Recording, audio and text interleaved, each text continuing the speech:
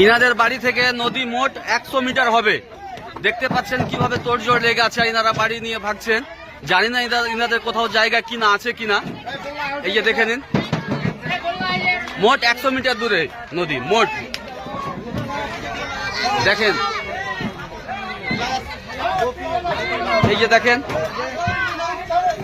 যিনারা কষ্ট করে বাড়ি বানিয়েছেন ওনারাই জানেন বাড়ি ভাঙার কষ্টটা কতটুকু, আর বাড়ি ছেড়ে যাওয়ার জন্য কত কষ্ট হচ্ছে ইনাদের। এই যে দেখেন, এই যে দেখেন, এই যে দেখেন, এই বাড়িটা শুধু নয়, পাশের বাড়িগুলো ভাঙছে।